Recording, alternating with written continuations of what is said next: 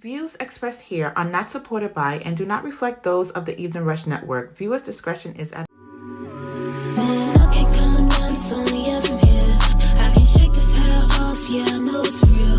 I'm seeing some people tell me what's the deal. Man, I'm feeling like David when I do my dance. I'm fading like a spirit. My vision kinda blurry. I'm feeling kinda woozy. I'm fading in the spirit. My vision kinda blurry. I'm feeling kinda woozy. Yeah. Come on, Jesus Christ, tell me what's the deal. I'm feeling kinda dizzy, and ain't pop the pill. I'm high on cloud nine and I'm feeling fine.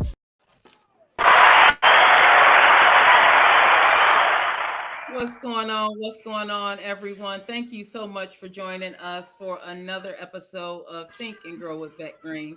Tonight, we are tackling a very, very important subject, and I have the divine crew with me tonight. I'm so grateful that all of you decided to join us tonight to tackle this subject because I knew deep in my spirit, I was like, I need to put some armor on this one. I need to put some armor. I need to get some people up here that is rooted and get it, who's willing to battle this out with me. So I appreciate all of you for joining me tonight. D'Amica, you good? I see you struggling over there, hun. You got you got it. It is what it is. Sometimes we have these technical difficulties. So tonight, everyone, we are talking about domestic violence. I couldn't let this topic go. Like I had said before, had it not been for my uncle saving my mom, I would not be here right now. I can't even imagine what my mom was going through when she was pregnant with me. In 6 months, she had to go through abuse at the hands of my father. It's not something that we talk about often, especially in the Black community. It's been so normalized that a lot of times, and the Joker, we spoke about this, we can be playing outside and somebody's out there getting their butt whooped and we walk on by. It's not your business. Keep on walking. I can remember coming into, I lived in the projects, and we lived in an apartment building, like a high rise almost, and I can hear women getting beat down, screaming for help, and we just getting ushered up the stairs into our apartment. So today, the goal, the intention of this show tonight is to let everyone know that no, it's not normal. And yes, you do deserve better. If you are in that situation, we are here to tell you that there's ways to get out of it. And I just want to read what domestic violence is. I just want to make sure that everyone understands what domestic violence is. So, domestic violence is a pattern of abusive behavior in any relationship that is used by one partner to gain or maintain power and control over another intimate partner. There's so much that we can break down and tackle in this, and I just want to start by letting everyone introduce themselves, and we can start from there. So we can start at the top. Ms. Leah, please go ahead and introduce yourself to the panel. And again, I appreciate you. First and foremost, so my name is Leah Forney. I am the CEO and founder of a company called Purposely Faithful. I'm also a sexual assault survivor, advocate, and activist. I'm a published author and a host of other things. So I'm excited to be a part of the conversation. Thank you so much, Leah. And my bro, the Joker, thank you so much for always being supporting and coming through for your sis. So, the Yeah, Joker, tell everybody who you are. I'm the Joker, the host of the 514 Online Mix Morning Show, also the podcast, a pop up show with the Joker. You know what I mean? And I've been abused and I've been the abuser. Thank you, bro. I really appreciate your transparency. And Miss Karima, go ahead and tell everybody who you are. Hi, I'm Karima Morris, founder of Bury the Violence, and I am a domestic violence survivor and advocate in Buffalo. Thank you, Karima. And Dr. Cooper Lovett from Buffalo, tell everybody who you are. Yes. I'm originally from Buffalo. I'm now in Atlanta. I've been down here for 8 years. I'm a licensed marriage and family therapist and sex therapist. I own a new creation psychotherapy services, a holistic group practice. My specialty is in domestic violence, and I was also a child witness to domestic violence. And domestic violence has definitely been a generational thing. My family started from my great grandmother, from what I know of, and just something that's always been very near and dear to my heart, and something I'm very passionate about. Yes, thank you so much. And D'Amica, I know you're having some technical issues. Can you hear us okay? I can hear you guys now. You can hear me? Yep, we can hear you. D'Amica, go ahead, tell everybody who you are, hon. Okay, I'm Damika Evans. I am the owner and founder of the Vibe High Experience, Vibe High Gear, co-owner of DNA Events. And I'm coming here with being an abuser and being abused. And I call myself an abuser just from new information that I found how, contributions to domestic violence can be. So yeah. Thank you, everybody, for joining. Big Mike, bro. Oh, yeah, y'all already know who I am. Big Mike, Mike Murray, one half for the Brooklyn of the Brown Table Podcast. Yes, indeed. Straight out of Brooklyn, New York, Never abuser, never accuser. So, but I've seen it. I grew up with it. I definitely seen it. Yeah. And that's why I'm glad that we have all come together, because in some shape or form, we've all either been a witness to, have been a part of, have lived with some type of domestic violence. So I want to start, Dr. Cooper, you said something that I think is a great segue to this discussion, because a lot of times with domestic abuse, it's generational. It's a cycle of violence that's generational. Mm-hmm. Your parents, you Yep. saw it in the household. Mm-hmm. Now this is something that you think is normalized. So Mm-hmm. let's begin with that. Why? Absolutely. What is the culprit of this Mm. generational curse? Why do Yeah, you think it's that so much continues to involved. Yeah, happen? my dissertation research was on African Americans who witnessed domestic violence as low income youth, which is basically me studying myself. So, it's a lot of things. It's, one of the theories is social learning theory. So I tend to adapt to the things or do the things that I've seen in my environment, whether it's externalizing behaviors, which is the aggression, the physicality, how I interact with others, or internalization, which it comes with anxiety, depression. It just depends on the person, and so it can go. If I witnessed it from my great grandmother, it's not just a mental health thing, but it's also very much a spiritual thing. So I have a spiritual practice as well that I didn't mention, but I work with people on those things and removing. Sometimes we have spiritual attachments or entities that are attached to whole families. You know what I mean? And so those things can also perpetuate violence. But there are a couple of different models and theories: social learning theory, bioecological theory, which looks at the community. Therefore, the community impacts the family, which impacts the individual. There's life stressors. You got race, you got class. So all of these things can perpetuate violence in families. So if I saw it, chances are I may make more decisions or be more prone to be in a violent situation because I didn't see any other way to manage conflict except for it to be violent and physical. And this goes for both men and women, because I've even in my study, there were women who they didn't want to be the victims. So it said, instead of being a victim, I'm going to victimize because I don't want to be in a position that I saw my mother in. So, it just keeps perpetuating itself because that's, in essence, it feels like that's all we know, even though that's not the truth. This is all we saw. Mm-hmm.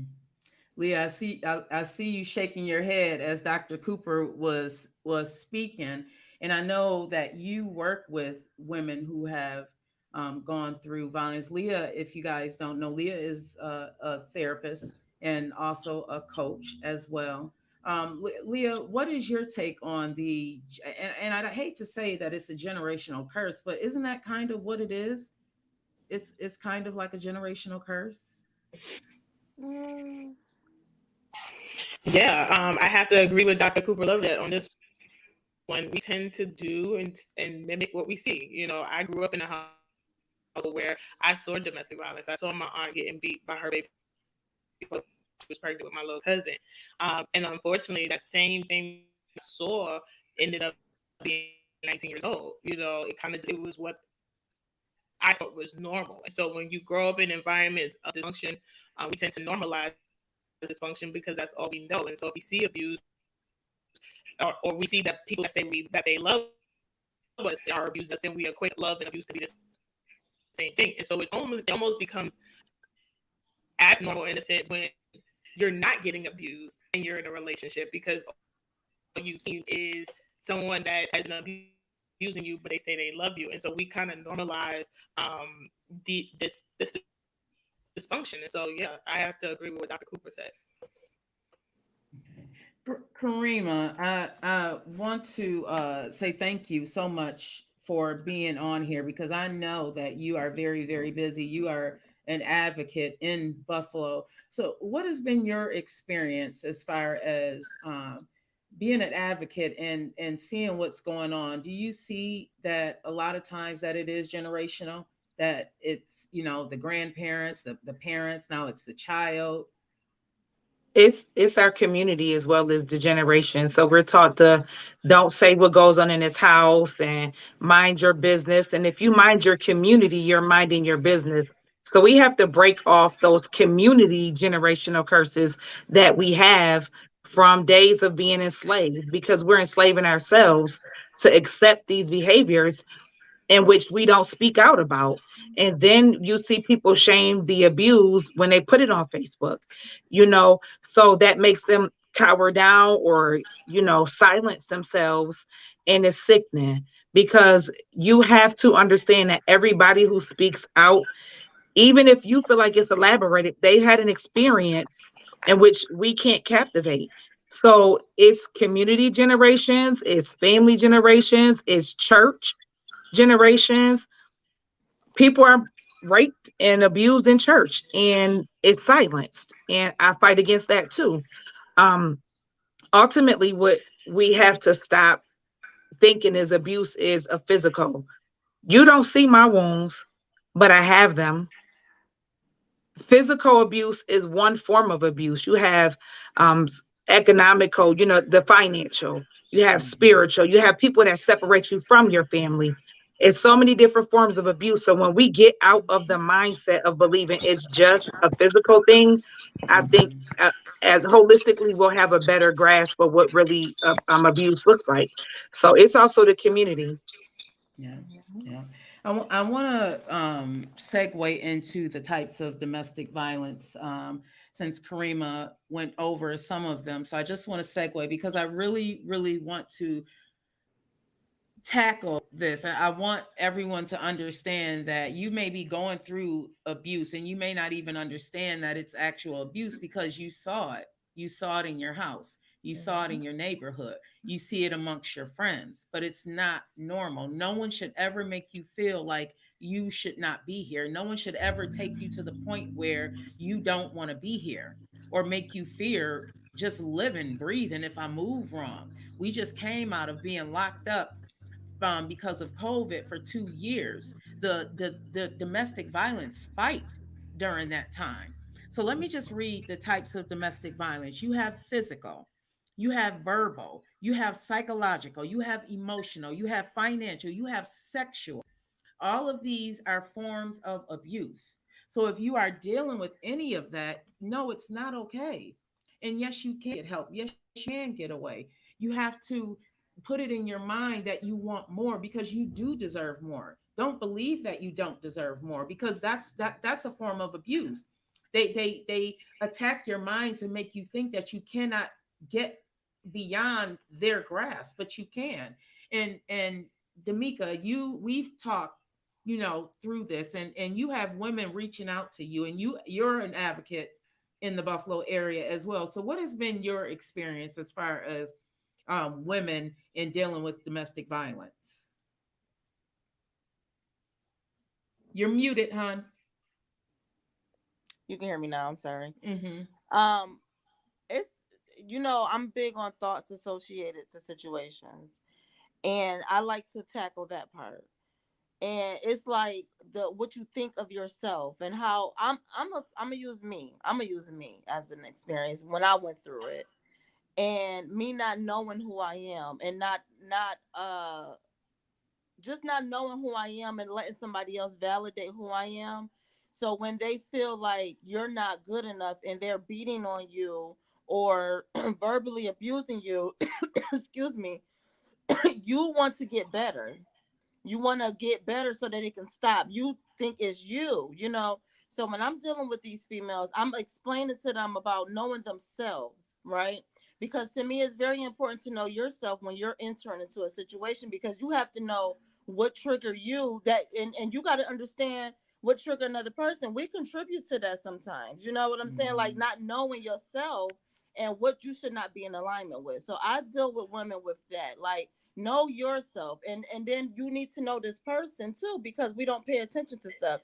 When you don't know yourself, somebody else has the ability to tell you who you are, right? Yes. And then when you're not living up to that, what they say you are, and they beating you because you're not that, you try your hardest. I know I did. I ran around like a chicken with no head trying to be what my abuser told me I was supposed to be, versus me knowing who I am. So now it's like I can't nobody tell me, oh, you ain't shit, or ain't nobody gonna never want you, or anything like that, and me believe it, because I know who I am. I validate who I am now, so I help people know who they are, and just build that thought process up, versus even any human, don't no other human should be able to validate who you are, period. That's right.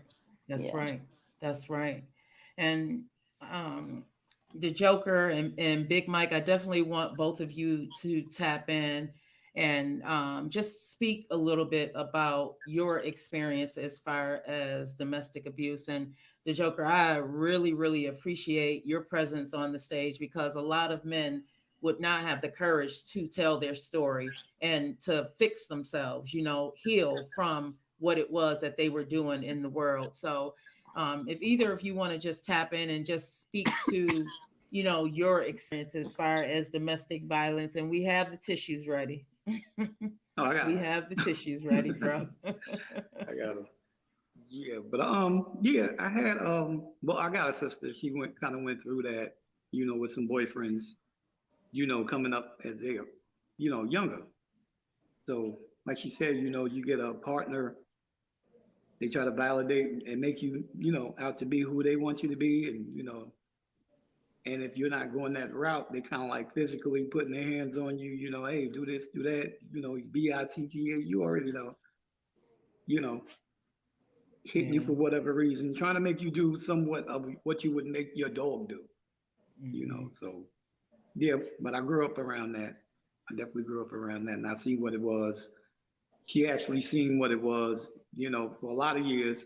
It kind of happened like over and over and over again, till, she woke up and realized, that wasn't the way to go. I believe me watching as being young, I think it was, more of an acceptance or her low self esteem, like you said, a low self esteem at an early age. For the most part, that's what it is. Yeah. And Can I the ask a Joker. question? Yeah, go ahead. Go ahead, D'Amico. So how does that affect you as a man watching that your sister Me, goes? I like I grew up in a military family, so I actually really pretty much seen it all the time, and I knew it wasn't, it couldn't have been, because you kind of fight with yourself. You'd be like, nah, it can't be that way. It can't be that way. So I kind of like, I'm like drawn. I'm to a person, but I'm drawn from you. You know, females, males, whatever. I'll fill you out, right? And then I'm kind of like a little standoffish because I really don't want to be all that confrontational or whatever. Because growing up with that, I kind of feel it. Not that I'm gonna do something to you or be that way to you. I think that's why I'm kind of like in that feel of security. Because I always wanted to be that protector, and that's how I come off. So I say that because, like, as me being abused, a lot of the men in my family never got involved in that. They would Mm-hmm. be like I remember actually being in the middle of a situation, and my cousins just watching the fire. I guess if it didn't go too far, they weren't going to get involved because they understood. And I even had a case where I've called the police, and the male police officers understood the my abuser because I was leaving, and they could understand. So I'm asking you that because, like, does that affect you men in a way where you understand, you resonate with that, or I don't. I never understood other males allowing, letting that happen and Standing not by and stepping watching in. it. And and I'm Oh, not judging you because I don't know y'all. I'm not a man. I don't know how you feel about that. But I was just asking, No, how did that no. affect you? Me, like I said, me, I can only speak for me. Me, it sent me the other direction. As for like being that I knew it was wrong, like I said, I became that protector.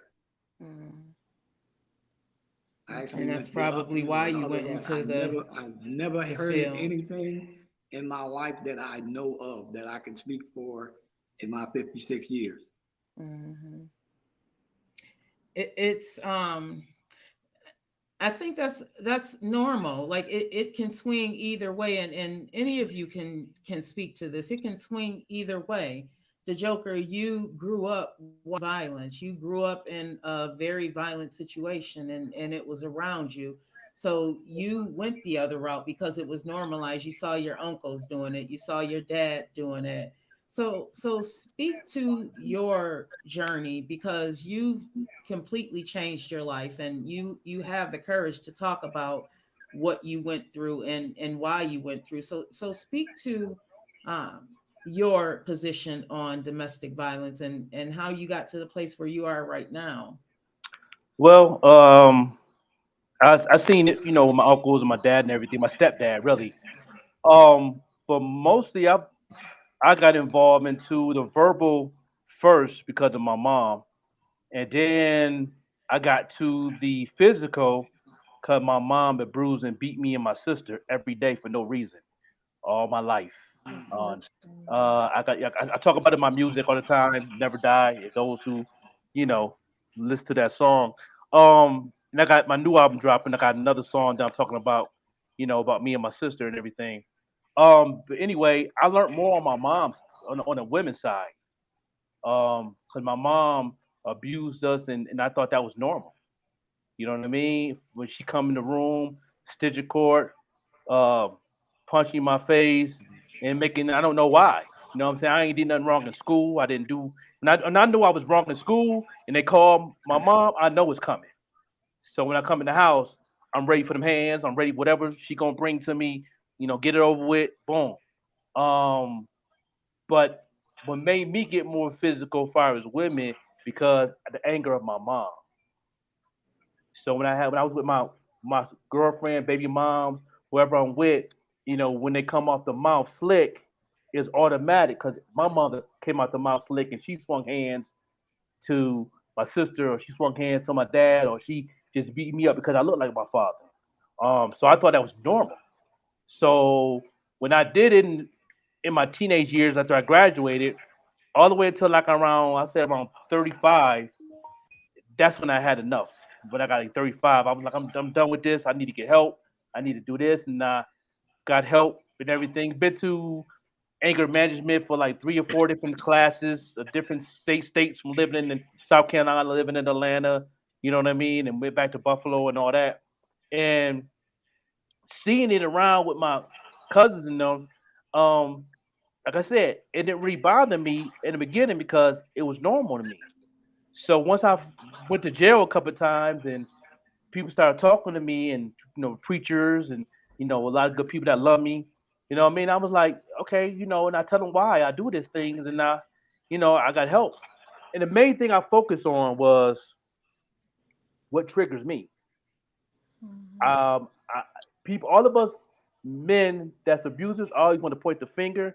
You can do that because it's half the battle when somebody provoking you, but you got to know yourself what level you at that triggers you to go that route. And I learned that. And then anybody I'm with or I'm dating, I'm married now. Me and my wife communicates a lot, and I lay them down, lay them on the table now. I let them know, listen, this triggered me. I don't like this. I'm gonna talk to you with respect. Talk to me with respect. You know what I mean? I understand emotions involved because women is very emotional creatures, so I had to understand that part. That took a Hmm. long time to overstand, understand, and understand before I get to work on me, because I got to understand that woman, and I've studied it through the Bible and me and the Wapian brother and studying and everything and being around Muslim people, and they let me know how women minds work and everything else. So I had to respect the creativity that God made to where I can fix myself to where I don't have to be that person that my mom was that instilled in me that had me do all these things and almost murder my baby mama. Came real close. They almost gave me a attempted murder charge, but it got dropped. But then that's when I knew that I had to really teach myself, and with a little bit of help. And now I am a teacher, motivational speaker, and teach young men now to this day. A lot of people always, my cousin doing this, my son going through this, talk to the Joker, hit him up in his DM. And I talk to these brothers and I go FaceTime and I tell them what you've been through. And some of them been through the same as I've been through. Like my life is similar to DMX life. That's why I love DMX so much. Rest in peace. And when he tell his story about his mom, and that's why his movie come out is gonna touch me because he gonna have all them scenes in the movie, him coming up, his mother abandoned him and beat him and all these things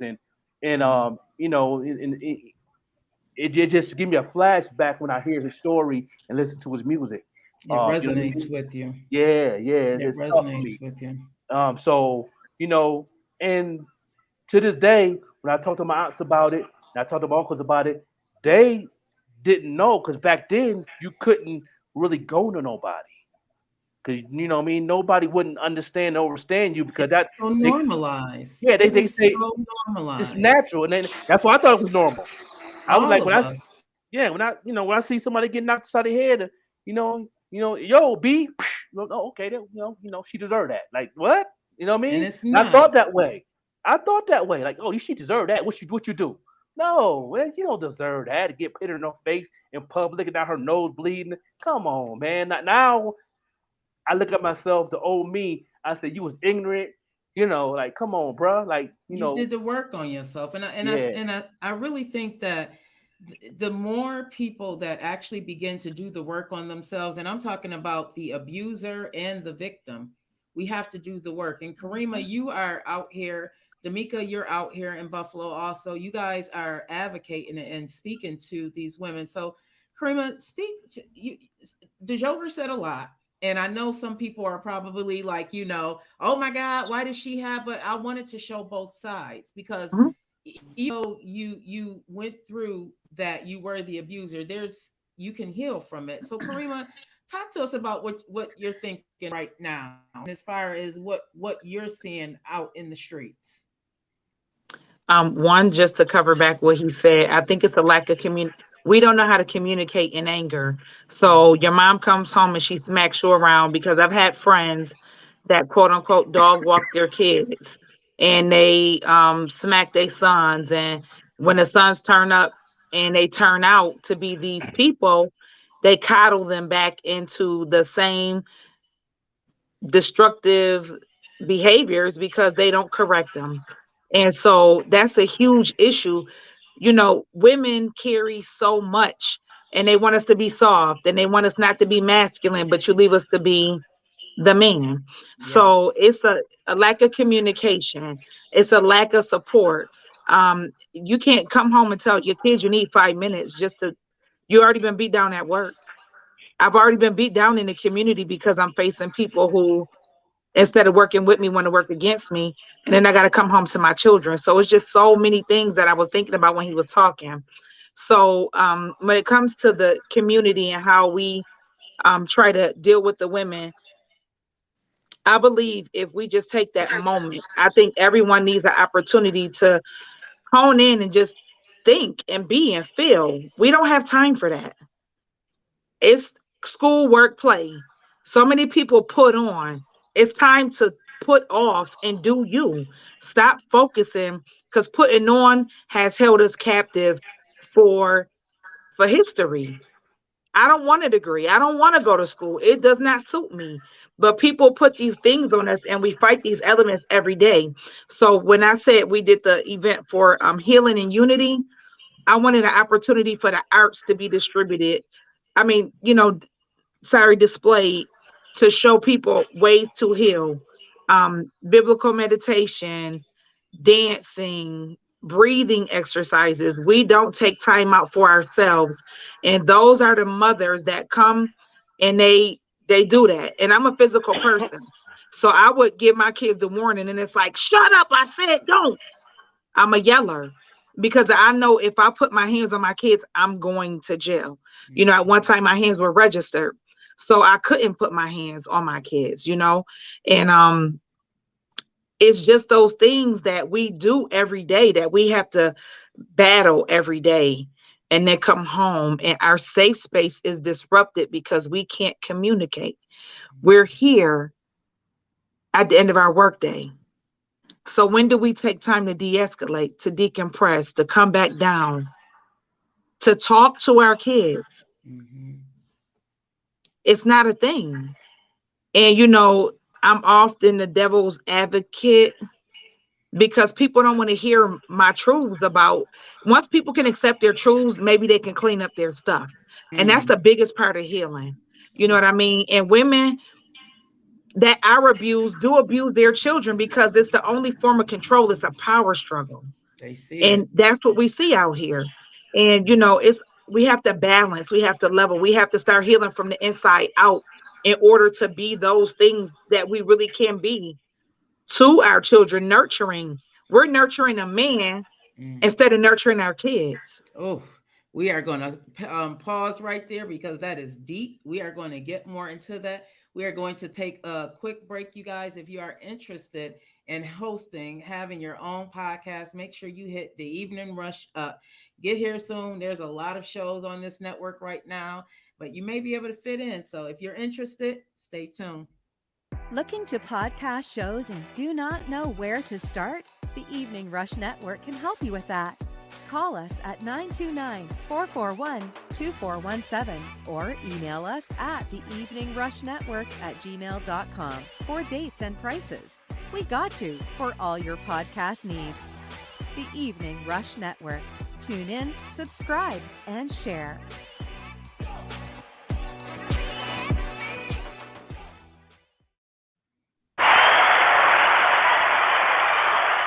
Welcome back. Welcome back. Thank you, everyone, for joining us again on another episode of Think and Grow with Vette Green. Tonight, we are talking about domestic abuse, why it happens. We are talking about the generational curse because you may have been abused. You may have grown up seeing your mama abused. You may have grown up seeing your grandmother abused, and now you think that it is normal.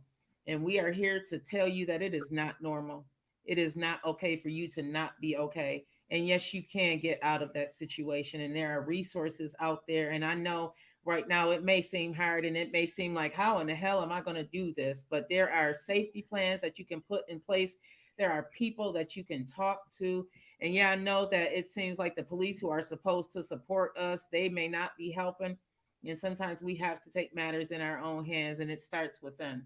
So, Karima, you were touching on something, and I saw all of you shaking your head. I want to talk about communication and how we communicate based on our environment. A lot of times, like I was a yeller as well because I didn't want to put my hands on my kids. I didn't want to whoop them, so I yelled a lot. But that's not really a good form of communication. Also, that's verbal. That is verbal abuse, and many of us grew up in households like that, where you saw either you were verbally abused or you saw verbal abuse going on. No one should make you feel less than. No one should demean you. No one should make you feel as if they have control over you. No one should make you ever feel like you would rather be dead than be here on that earth. That is abuse, everyone. That is abuse. So, Dr. Cooper Lovett, I see you up there shaking your head, and Karima said a lot before we went to break. So what are your thoughts on the abuse and how we communicate? Yeah, communication is a huge factor, and I always tell people, your environment, like I said earlier, social learning theory, that the way I communicate, the way I resolve conflict is based on what I've seen. So I'll go with what all I've seen because I feel like there's no other options, even though there are, and so it's kind of like in therapy, it's teaching about the difference between passive aggressive and assertive communication for starters. And first and foremost, because I get one of my specialties is couples, not so much with intimate terrorism, but just situational violence, where both partners are putting their hands on each other. So intimate terrorism is a whole other story. I don't even work with that because there is a safety issue, and there is a safety issue as well when it comes to situational violence. But the first thing I tell them is that you got to keep your hands to yourself, first and foremost. Secondly, let's learn how to have assertive communication. Aggressive communication is very hostile, call you out your name, disrespectful. Assertive communication is I'm direct, I'm stern, I'm straightforward, and I'm respectful at the same time. And if we feel like we're going to a place where it's becoming aggressive in our communication, let's take a break. And what I mean, not a break, we coming back a week later. I mean, let me cool off, give myself 30, 40 minutes, even with children, especially with that. Because I have a toddler, and trust, I struggle with not trying to yell because I'm like, he's only 2. I got to be mindful. So it's like, even if he's on 10, one scream and cry, let me excuse myself for a moment. And while he has Get his meltdown, yourself because I together. can't go stoop to his level because he's having a meltdown. So as the adult, I need to be grounded and centered so that I can calm him down. And so, like, that's in couple context, that's in family context, because in family therapy, it usually, if a person is loud, they came from a loud family. They all yell at each other. And so, you know what I mean? So I think it is so important to kind of reprogram how we communicate, because we're only doing what we know is, as everyone shared, to be normal. And then even going to the residuals of slavery, because that's a whole other soapbox in itself, and how it affects community, our community as a Black community, because yes, domestic violence affects all creeds, gender, race, etc. However, in the Black community, is disproportionately higher than other communities. And it's not to negate or to minimize that, but it's because there is this sense of a normalizing violence, normalizing this aggression, as opposed to being articulate and being able to be assertive in how we communicate, not just with our partners, but with our families, with our children. That we have to break that cycle and have to be conscious and mindful and aware of how we're speaking. And when we find ourselves in that state, can I give myself a break? And even to the point that Kareem made earlier about self-care, I'm an advocate of that. I can't be any good to anybody if I'm not good to myself. Yeah, you That's right. have to put the oxygen mask on yourself. And I Yeah, find that a lot as women. Welcome back, OG Moan. I find that a lot as women, that we will nurture everyone. And Karima, you spoke to this. We will nurture that man. We will nurture everyone, but we will not take care of ourselves. And to this day, it's like, man, I have to understand me. I have to overstand me. I have to understand me, because I'm a lot. And it's I realize that I'm a lot, just like the Joker said, because I'm doing the work on myself. And yeah, I can now I look back and know abuse is not right. But I also had to take a step back and look at what I was doing myself. No, I don't deserve to be hit. No, I don't deserve to be verbally abused or mentally abused. No, I don't deserve that. But I also have to take a step back and say, okay, that what's going on with you, that you're, instigating certain things. Because sometimes as women, we grow up in these households where there's so much abuse that we think is normal, and we want to instigate a fight because we think that that's the way we have love. You hit me because you love me. And Leah, I see you down there shaking your head. Please yes, tap in, because sir. I know Yep. women who go from abusive relationship to abusive relationship to abusive relationship, and in our heads we think that that's a form of love. So Leah, tap in and speak to your experience, and what are your thoughts on that? Yeah, that was my life. So because I grew up and I saw domestic violence early on, I got into a domestic violence relationship. I was 19, fell in love with a man that was very similar upbringing as me. His dad and mom battled with addiction, was in and out of incarceration. So we had a trauma bond. He understood my pain, so we the perfect match, right? I know that to be codependence now, but Mhm. that was my life. And so the cycle kind of repeated itself. But going to what Dr. Lovia was saying, what I have learned is that communication, what we tend to find is that there's a lack of emotional intelligence. So we blow Mm. up, we get angry, we get violent because we don't have the verbiage or I'm hurting, right? right? So even as a therapist who has a therapist, my therapist had to teach me how to unlearn learned behavior, because my father was a very volatile man. Like, he'd cut you from the roof to the tutor with his words. He didn't apologize for it. And so I had that predisposed already. So naturally, when I'm angry, you're gonna know I'm angry because I'm gonna say what I have to say. And so what I had to do was recognize that I had a lack of emotional intelligence. And so I had to learn that anger wasn't even the primary emotion, it's actually a secondary emotion. And so I had to get to the heart of what's really going on. Why am I, what is it, anger, or am I feeling discouraged? Am I feeling disappointed? Am I feeling, and so what I find is that the reason why we grow up in these volatile environments is because we're surrounded around people that have a lack of emotional intelligence. Nobody taught them how to use their words properly in order to communicate what's really going on. Not to mention when you throw in the what happens in this house stays in this house mantra and the cover-ups that we do in Black communities, right? Like, we really are genetically messed up, right? Generationally messed up, because nobody has properly taught us that you can use your words, and that it doesn't have to lead to putting your hands on somebody. Mm-hmm. Mm-hmm. The emotional immaturity is something that even now today I am dealing with. I have to unlearn what I've learned. And it didn't just come from the house. And all of you tapped in on this. It did not just come from what was going on in the house. It came from what was going on outside of my house in the environment. You go to your friend's house and you see their mom getting beat on, or you see their mom getting verbally abused. So now as a teenager, I think it's all right to be called a bitch. I think it's okay to be hemmed up. Oh, he loves me because he didn't hem me up. Like, no, that is not okay. That is never okay. No one should ever put their hands on you, and you should never put your hands on them. And a lot of us think that it is okay. We think that it's okay. So I want to ask you guys, as you are dissecting everything that we said on this stage tonight, what do you think is the most important takeaway for people who may be going through or have been or seen it, and they're ready to heal, they're ready to get help? What do you think? And we can start with you, Dr. Cooper Lovett. Yes, they have to be ready because I realized like the disappointment I had when I started my practice was that I was like, oh, I'm gonna have all these women and men who are in the mode of like survivorship, ready to get this and this and that. But what I recognize is that they need resources first and foremost. And I recognize, I don't know if y'all are familiar with the Maslow's hierarchy of needs. So if I need a place to stay, if I don't got money, if I don't have a car, I'm not thinking about my mental and emotional wellness right now. I'm trying to survive. And so that's what I recognize, that you genuinely have to be in that space to have those things in order before I can get to the emotional and mental wellness and healing that I seek.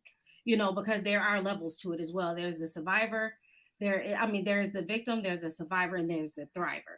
But there is a process to go through each of those things.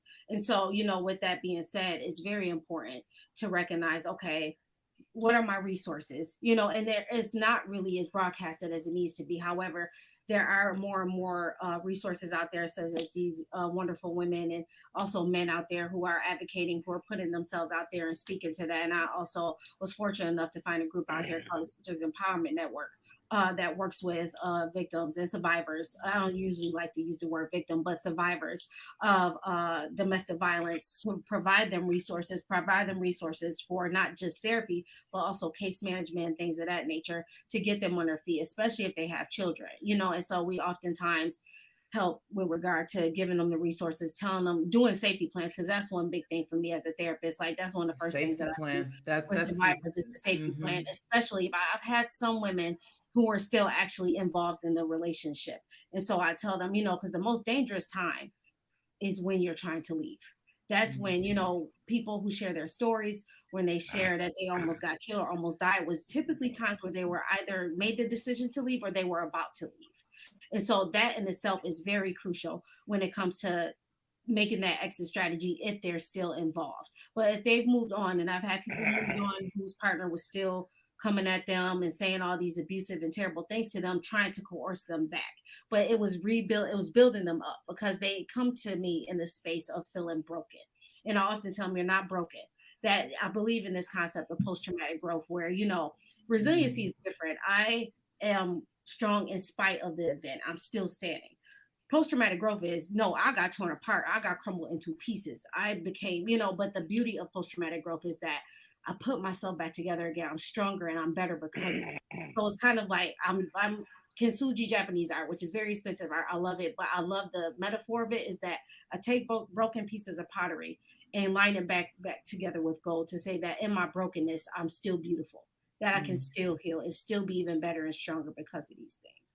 So that's a lot of what I emphasize with survivors who've gone through those. You you said so much, and thank you for that.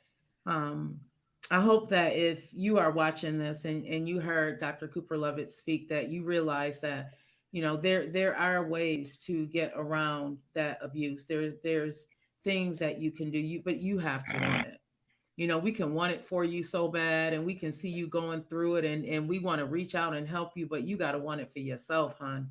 And bro, it's not okay.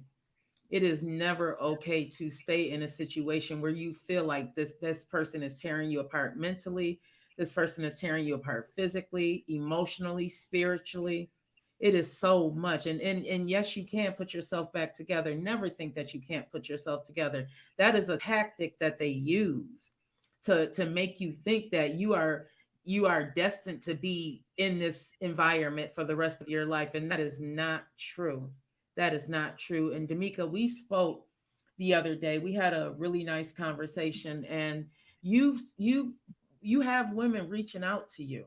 You've been around women who have or may be experiencing this abuse. What would you like to let them know as we're counting down and ending this? Because I really, really, really want to touch someone tonight. I want them to know that, number one, you are not alone. And I know, everything that went on in the news recently with Kiera Hudson, it may seem like, this happened to her, and I'm never going to get away. And, that's not true. That's something that should never have happened.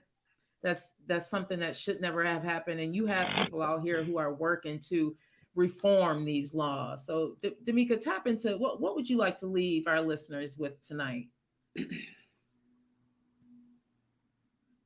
Oh, you're on mute. I'm sorry. It's all right. It ain't nothing but the enemy, but we still rolling with this. I'm telling you, I know how he works. So for people being abused, it's very scary. The thought of leaving.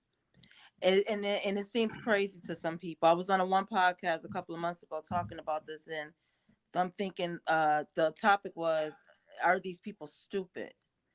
And no, they're not stupid. You know what I mean? But yeah, they're stupid, but not consciously stupid. It's like you just don't know that. And I'm not using stupid in a terminology as like I'm using it in a way like that dumb, you mean? Yeah, it's not. Yeah, so like what happens is you're scared. You don't know who you are.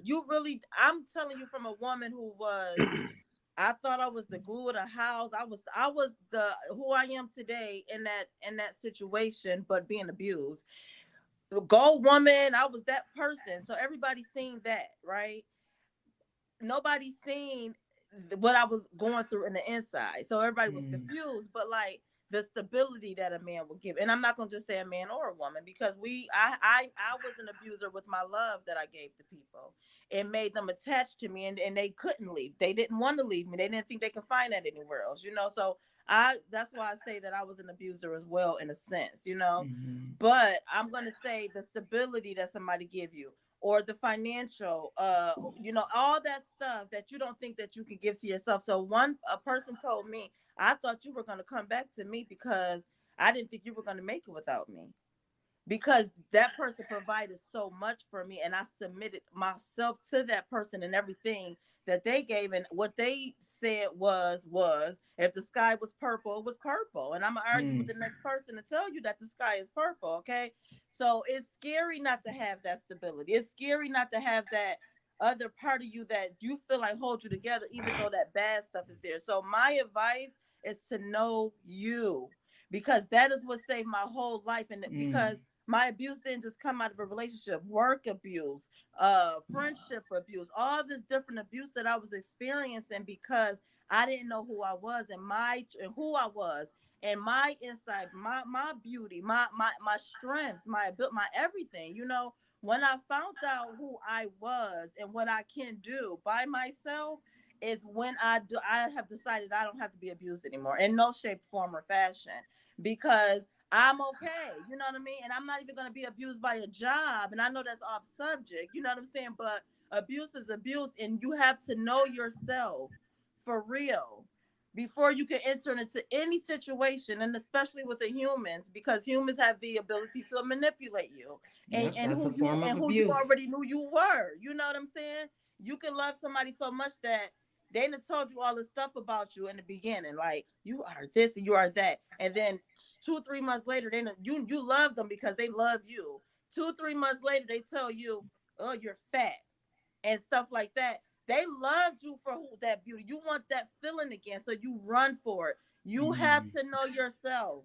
Do not allow You try and anybody. mold yourself to be that person that Man, they I'm want. telling you, I don't care Yeah. how much weight I gain. I'm still beautiful and I still love me. You know what I'm Yeah. saying? So I don't care. And if this doesn't fit for you, I promise you, I understand that I'm not going to be able to be in your life anymore. You know Yeah. what I As mean? simple as that. As simple as that. So that's my advice. Know yourself. I Know appreciate that. yourself. Thank you so much, Jamaica. It really is about knowing yourself. And me and OG Moan spoke about this earlier today. A lot of times these men, they'll pick women who have, And I'm they sure. they've they're very insecure inside, so they know how to be manipulative. So the Joker, talk go ahead and leave our listeners with a gem of yours. What would you like to say to the men who may be in that situation, and they want to get help but they don't know how to even begin the process? The main thing I tell young men is to, like they say, know yourself and know what triggers you. The main question I ask my son when he tell me a story about what he's been through when he jumped on somebody or jumped on his loved one or whatever, and I tell him, I said, what happened prior to that you're arguing about something crazy like who put the pants in the wrong drawer? You know what I mean? What happened before that? What was it going through your head before that? Was it something you went to play basketball, you lost, or did you get in an argument with your homeboy, or did somebody mess with you on the street and threaten you? What something had to trigger you to bring something home to make you escalate the way you did. So the Mm, main thing I try to tell young men is to know where you at and what you're doing for yourself, for your inner self, so you have to bring that home, so you have to have something else to trigger it to where it could escalate to a whole nother level. So that's the main thing I teach men. Ask those questions first. Because if you mm-hmm. don't know that, then you could never get here. Mm. You know what I mean? Because Yes, you I could you do. could you could have issues all day long, and us as men, we know we not as emotional as women, but we more aggressive. We masculine. We are, what I'm saying, we got the testosterone. It's always moving. Now, you got some So masculine women now. Come you on. You got some masculine women now. ain't never What lied. Karima say, we have been put into that position. We can't I help agree, it. sis. I Yeah, yeah, agree. I don't want to have yeah, to be strong all the time. yeah. Okay. And, You know, I'm and- forced to be. plus, you women is a single parent. So when you single parents, there's no consistent male in the house. You have to be. But you want to know something, Joker? That's not always true. I was married for 16 years and I had to be Oh, a man. Okay. oh well, oh, there you go. there It's you like go. that sometimes. There you go. Well, I It's don't want. like that Well, I don't sometimes. want no smoke then. The daddy and the mama. Word up. There you go. And Karima, sis, thank you again so much for joining us. I know you are out here fighting the fight. So, what would you like to leave our listeners with? Give us some information that you think would be useful to them. that we have to use what we have to get what we need. And ultimately, if you don't have the information, I'm here. I'm here to educate, to share the resources. I didn't know it was over 20 resources in Buffalo, New York for domestic violence. Mm-hmm. I would like for us to learn how to heal from the inside out, one with the acceptance of I am in a bad situation. If we don't get there, we can't get to the next place. So I can give you all the resources in the world, but if you don't use them, you lose them. And my last thing is it's okay not to be okay, but don't stay there. So Yes. those very things that we are looking for, oh, I have this, I have that, but you won't have your life if you don't leave. Mm-hmm. So use those resources to be able to leave safely. Mm-hmm. Use what we have to get what you need. Mm-hmm. Yeah. Yeah. Come up with a safety plan. You don't have to stay in that situation. Stop believing that is a tactic that they use to make you believe that you can't survive without them. You do not have to be in that situation. And if Yes, you nobody can else leave. wants you, want yourself. Because what Yes. somebody else want, some people can't even love me the way I need to be loved. So your love not good enough for me. Mm-hmm. And so if And we just really look at and tell ourselves the truth, we'll come to yes, self-realization. thank you, thank you. Rebounding. Okay. I love it. Miss Leah, the busy bee down here. What are you leaving our listeners with tonight? You know what? I think back on my domestic violence situation, and I would say, pay attention to the red flags. Like, I think that because we want to love so bad and we want to be loved so bad that we overlook red flags. Because when I look back at that 19-year-old version of me, there was red flags that I saw from day one. But because we had this trauma bonding going on, he just had to be that guy because he got it, he understood it, and I overlooked it. And I feel like if I paid attention to the red flags, we wouldn't have even started the relationship to begin with. So say love yourself enough to pay attention to the red flags and get out before it even gets worse. Yes. Yes. Thank you so much for that. OG Moan, welcome back. Welcome back. What would you like to leave our listeners with tonight? We are here to grab somebody out of that situation that they're in right now because it can be dark. It can be so dark. I've spoken to women who have slept in cars for weeks at a time just to get away from their abuser, had guns placed into their head, told that if you do leave, I'll kill you.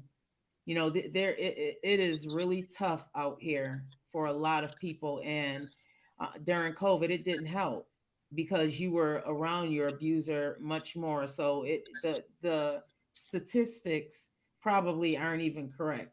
In the last week's episode on Friday, we talked about 1 in every 3 women have been or will be abused. How many women are on this panel tonight?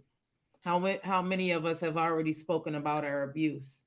It's real out here, and it is up to us to take control over our lives and say enough is enough. You do deserve more. You do. I know the environment that many of us grew up in told us that we don't deserve better than we have right now, but we do. We do, and it starts from the inside. If we can dress it up and make it look pretty and put those high heels on and red bottoms, but that does not fix the issue. At the end of the day, that feeling, not feeling good inside, that is hurtful. That breaks down your spirit, and once your spirit is broke down, you are dying from the inside out. You don't deserve that. You don't deserve that. So, OG Mon, what would you like to leave our listeners with tonight? I mean, love don't hurt. It's not Mm, supposed to. Regardless of how a man makes you feel, you got to look at how you use common sense. I've never been involved in it. I've never experienced domestic violence. So it's kind of like I'm on the outside of the whole. I can say what a person's supposed to do, but in a position or in the moment, they might not do what they'll look back like, oh, I could have did this, could have did that, if given the opportunity. I mean, I can say 1,000 things I think they should do, But being that I've never experienced that, it would only be me just, outside looking in type of stuff. I've known females that went through it. I mean, I pretty much look at myself as the aggressor type of female, boob. You know that. Yeah. Karima know that. And I think that's the thing. But advice that I would tell them: love doesn't hurt. Stop making excuses for the man. Stop trying to justify his behavior. Stop trying to make it seem like your actions caused him to do things that he's doing to you. Regardless of what, know when to say, okay, you know what? Enough is enough. If not for yourself, for your kids. And because they're looking, the little girls are seeing how he's treating you. That's going to determine how they're being treated. That's going to show them what they need to accept or whatever. Because I grew up seeing my mother get beat up. I grew up seeing my mother get black eyes. I grew up seeing my mom making excuses for my dad. That'd be their mindset. They'll think that that's acceptable because that's what they grew up seeing. They may have seen their mothers have multiple men in and out the house. That's another thing that they might be, little girls. You pretty much set the path on what your little girls is willing to accept when they get older. If they see you on the straight and narrow, you putting your foot down, you're not letting no men put their hands on you, whatever, then they'll grow up with that same kind of mindset. They won't stray far away from that. But if they see you accepting all of that, then that's how can you tell them to leave if you're not leaving? It's a lot of things going on now because, like you were saying, a little like the conversation we had earlier, men, for the most part, know the kind of women that they can pour that kind of stuff on, so to speak. That's a touchy topic because no woman deserves that. I don't care what you do. Nothing can justify the man's behavior. If you don't like what she's doing, leave. It's easier said than done, yeah. But you do have a lot of tender men out there that get in their feelings quick and want to put their hands on women or whatever. You got some women that get aggressive with these men, and the men may feel like, okay, she brought that on herself. No, either way, there's no way to condone the behaviors. Leave. Period. Some girls, they see them red flags, they think it's cute. Girl, I done seen text messages from females and they think it's cute until it started getting real serious. And all the red flags, they ignore it. Oh, I told him to leave. He said, I ain't going nowhere. He pulled up, girl. He be popping up when he wants to. He always. But then the minute he get to putting their hands on him, then that's when they ignore it a little bit. But then once it gets serious, now they turned into something that it could have been avoided if they would have looked at it in the beginning. No easy way to say it. I mean, at the end of the day, Black women, all women, I'm not just going to narrow it down to Black, all women, hopefully this podcast will reach some and teach some. Hopefully it'll open their eyes and give them the strength that they need to leave. From watching you, Big Mike, Dr. Cooper, Karima, the Joker, D'Amica, Leah, hopefully all of y'all will reach somebody. Hopefully y'all gave them that jolt of energy they needed to get on up while he sleep and leave. While he waiting for them, while he at home, he ain't got no job. He waiting on you to get off work to come bring him a cigarette. Don't go straight home. Go leave. He gonna beat you up if you just smoked the last cigarette. Leave. Facts. He ain't nothing. If you get paid on Friday, he don't work at all. You get paid on Friday. He's sitting there with his hands out for your check. Stop making excuses. Oh, the sex is good. Oh, he didn't mean that. He was just mad. You better get you a rose. Hello. You better get you a rose. What's the? She said the rose. Boo. I'm kidding. Listen. All I know is that my mama always told me you can do bad all by yourself. Hello. You can do bad all by yourself. And if you have to beat her to keep her, you don't need her. But you got some women that stay around because they don't want to be by themselves. Yes, and you don't, man, be by yourself. Yeah. Oprah told me, yes, Oprah told me and told all of y'all. The best thing you can do is learn to love yourself by yourself. Absolutely. That's the best thing you can do because listen, everybody, listen. And yes, we are going over just a little bit, but I want to reach somebody. And like OG Moan said, reach and teach. This is a panel. This is the divine panel up here. Okay. I am here to let you know. Yes, Karima, go ahead and speak. Please go ahead and speak. The only thing I think we might have missed out on is for people who are in a marriage and believe that submission means that when you don't feel good, when you don't want to have sex, that you have to have sex. That is abuse as well. We did leave that part out just to bluntly say that that's not okay as well. Mm-hmm. Yes, it is. And That's right. one other thing I just want to touch on before we go is this bail reform, because I did my research before this show. I did my research last week, and I called various police departments, and the one thing they all harped on and they blamed on to me is the Bail Reform Act. They blame the bail, oh, because it's the bail, because this bail thing that happened. So Karima, we spoke about this, before we leave, I just want you to talk to us about what that even means. What does that even mean? So the way they can charge, they have restrictions on how they can charge a person to contain them, even overnight. And so New York State is the last one to pass this where, you know, it doesn't exist. So sometimes they don't have enough charges. The arresting officer comes in and they don't charge because they don't see physical marks, right? Sometimes, but if it's all these other portions of domestic violence and violence, why does one mark matter how you charge a person? Yep. So the arresting officer has their charge, and then the next person, before you go to the judge, has their charge. Then the judge gets this package, and they can't hold this person because they don't have charges that they could keep them overnight. Yeah. That one night could save a life. Yeah. Yeah. But instead, if that person shows up to court on that warrant that was administered, if you get that by 9 a.m. and they see the judge, they could be out by 12 noon to change your life for the Yep. negative. That's right. Because now they So, mad that you press the charges and all of that. Mm-hmm. Where the right. law, you call the police on me. Yeah. Yeah, and it's an aggravation. So it's Yep. the next level of offense for you and that partner. And so that's why we're working with with the assemblyman to implement the Justice for Rachel Act, where they have dangerousness hearings, where they reflect truly on the case, not on what's in front of them, truly on the behaviors of the person.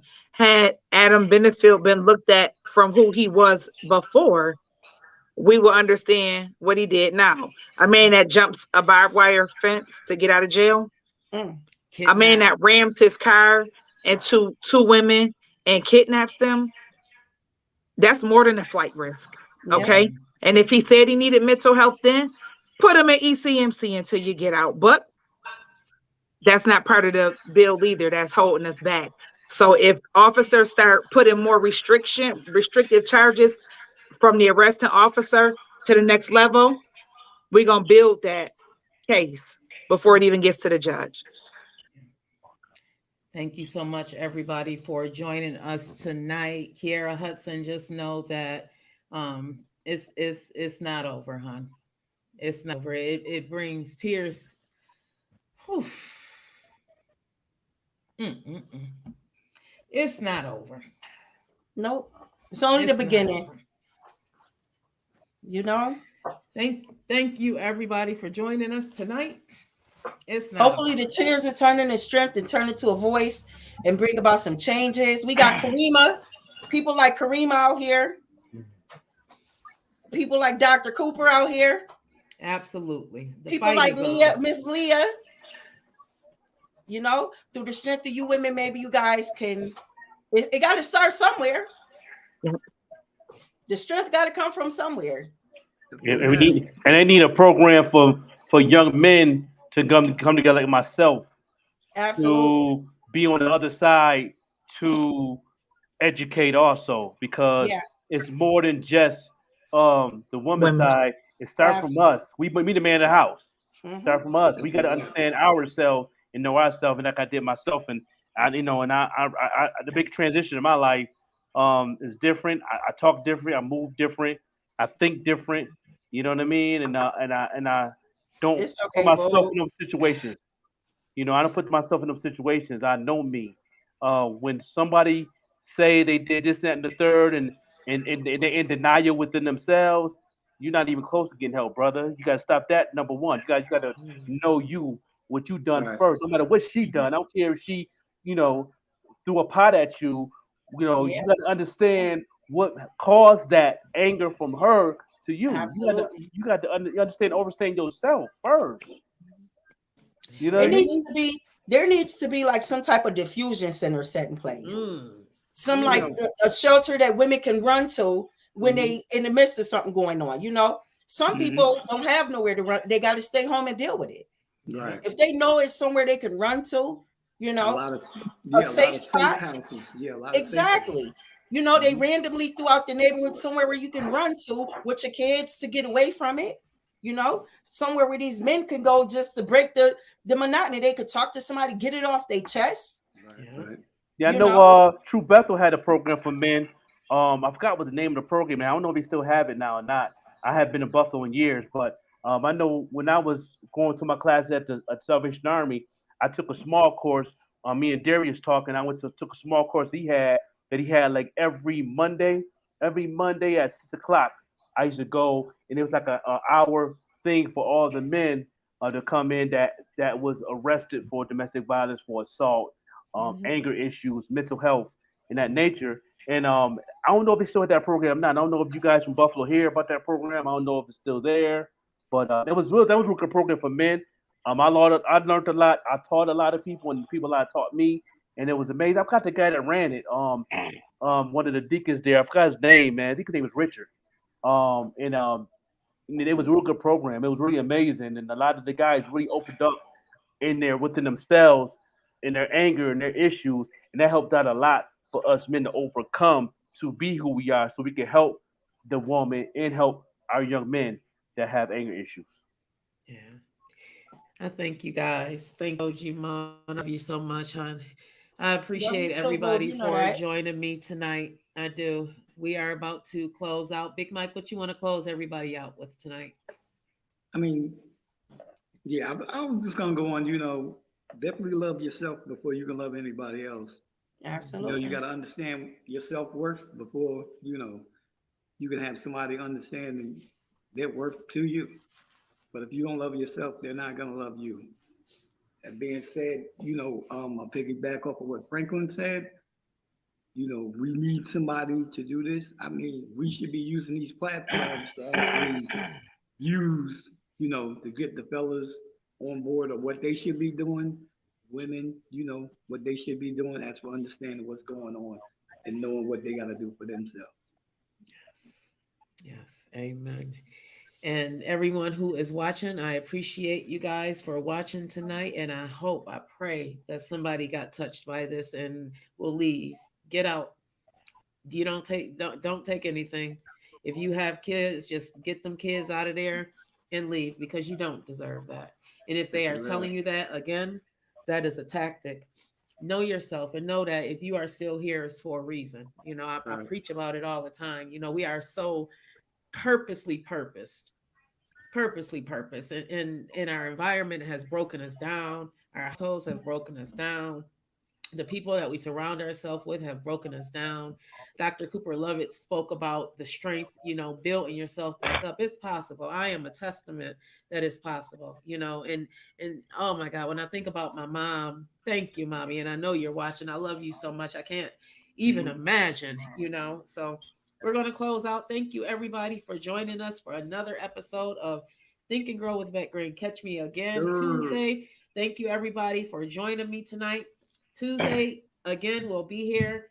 Make sure you download the Evening Rush app, okay? Help us Yes, we out. are. All right, we are Yeah. growing here. I love your long life. Thank you, everyone.